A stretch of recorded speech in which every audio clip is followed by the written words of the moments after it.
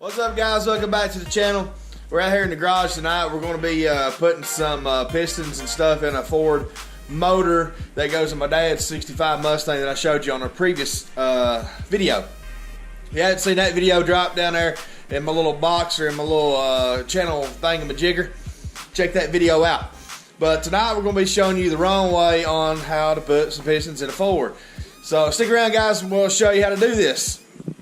Well, here it is. We're working on putting these pistons in this motor. Me and my old man, we put 4 in already, 2 on this side and 2 in on this side. And it's like 12 o'clock at night, and I'm out here in the garage myself, and I'm going to try to finish the other 4 in this motor myself. Go ahead and get that knocked out for him, get it in. Now these pistons, I ain't no master mechanic by no means, so this is not a how you do this kind of deal. But I believe that these pistons, these little notches on them, goes towards the front. These pistons was in this motor when we got it, so I'm pretty sure that's how that goes. Now we kind of know how the bearings, all that stuff goes. But I'm going to go ahead and start putting the other 4 in, the back 4. Now, this is a Ford motor. Totally all, if you ain't been watching, if you're new to here or whatever, this is a 289 Ford that goes in the, sorry about the bright light there, it goes in this 65 Mustang right here. Now, my Mustang over here has got the 351 in it. Basically the same kind of little setup deal. But I'm going to go ahead and throwing these other 4 pistons in here the incorrect way, the way you're not supposed to do it. We got this beating stick here. We're going to just whap down on them. I don't know if I'm going to use this end or if I'm going to use the ball peen end to warp the piston down in there. I don't have a ring squeezer, so we're just going to kind of line it up best we can and whack it with this hammer, see if it'll go down in there. I'm only kidding. We got a janky looking ring compressor that we've been using. It's not 100% not ASC certified kind of ring squeezer, but it'll do. So let's jump out here and try to throw these other pistons down in these cylinders and see if we might have a good motor one of these days when we put it together. When we finish putting it together. So let me go ahead and get over here, bright light again, to the certified workbench. Grab the other 4 pistons, start slapping her in this junk hole Ford engine. Now guys, Ford, I like Mustangs, but I'm not a Ford man. I got the Mustang over here, but Chevrolet man. So I'm used to working on junk, so maybe this is a little bit better. So let's get at it, guys. All right, we got a little cap of oil here. We're just going to lube up this cylinder a little bit right here, like it right there. Get a little oil up in her. Got the ring squeezer onto the piston. This is the little notch I was talking about, pointing forward towards the front of the piston. This is the tapered end of the bearing that was set on the outer edge of the crank journal down there. But we're going to slide this piston in right here like this. Just like so. I know you can't see nothing but my knees now, but let me get this piston in there like that. Just like that. We're going to take our little dilly-dilly here. And we're going to just tap her down in there. Let me see here if I can hang engines the right way.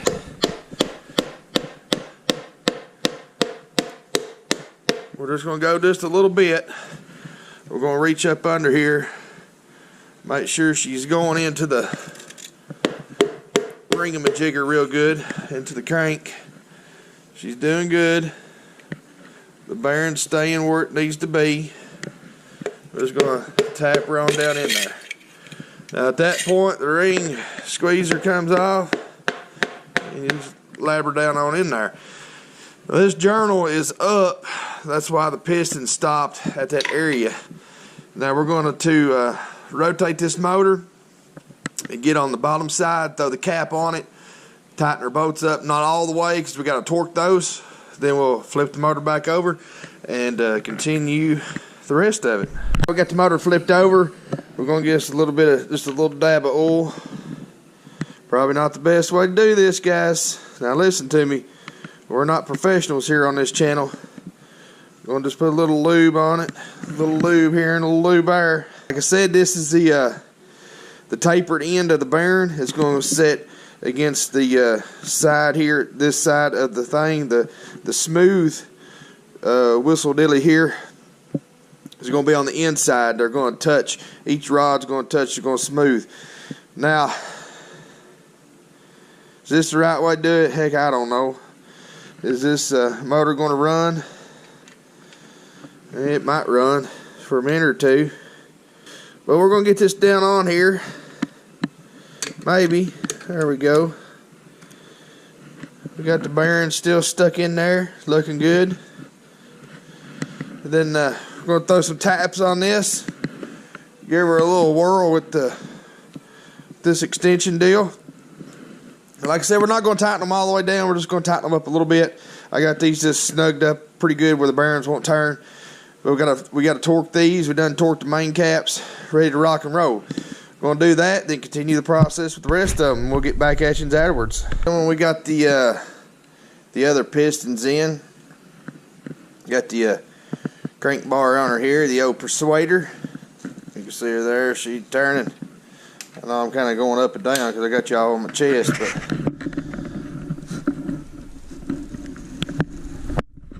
she's a rotator.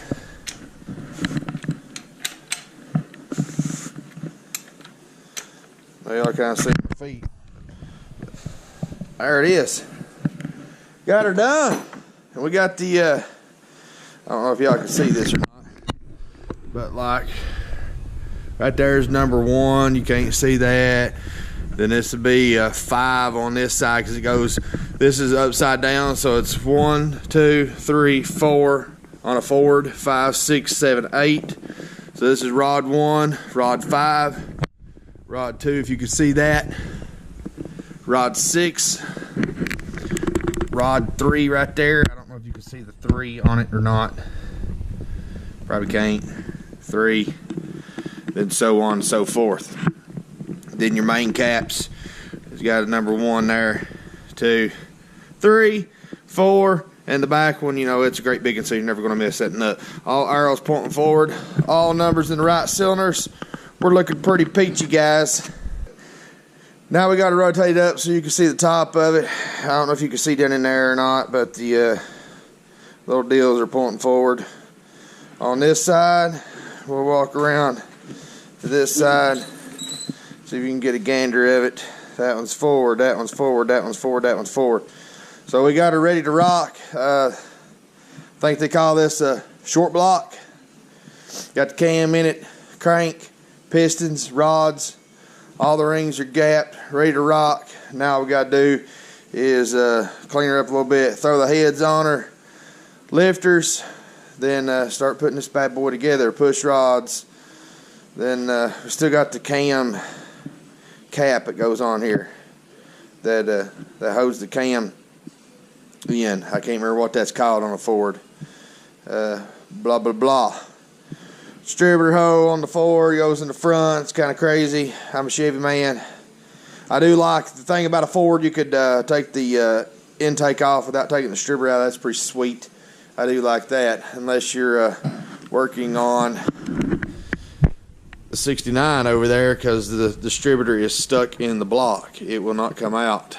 So that's going to be fun trying to figure out how to get that. So if anybody knows how to get a Ford distributor out of a block that's seized, the block ain't seized, but the distributor's seized in it, drop a comment below. Let me know, because that's going to be a booger to try to figure out.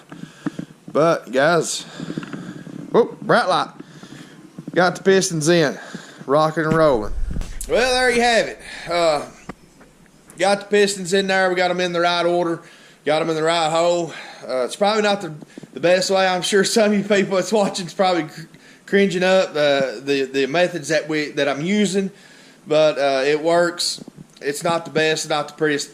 I am, like I said before in the intro, I'm by no means the master mechanic, but we're just out here at a little redneck shop, and we're putting junk together. May not be the right way, but she'll fire up and run for at least 2 or 3 minutes. That's guaranteed. But one more shot at the motor. There it is. Got it that far together, as you've seen. Now we just got to get these heads. As you can see, there's valves stuck open. Probably going to send those out. I ain't for sure what he's going to do. Anyways, guys, there is the motor. We got her halfway together. We're on the right road. I'm going to call it a night. We got that far. So next time you see us, it might be a click in the car. I ain't for sure. We'll see how far it goes. But guys, thanks for watching the little video. Drop down there and hit that subscribe button if you like what you see. We're going to be doing a lot more junk on these Fords. We might get the old Camaro out here behind me. Do a few little burnouts, a little one-wheel peel, because she's not got positive traction in it. I'm sorry to say that, guys. But we might get that out, and we're going to do some videos on putting water pump junk on the dually. So, guys, stick around. If you like what you see, drop down and hit that subscribe button. We love each and every one of us, and we'll see you on the next video. Ha!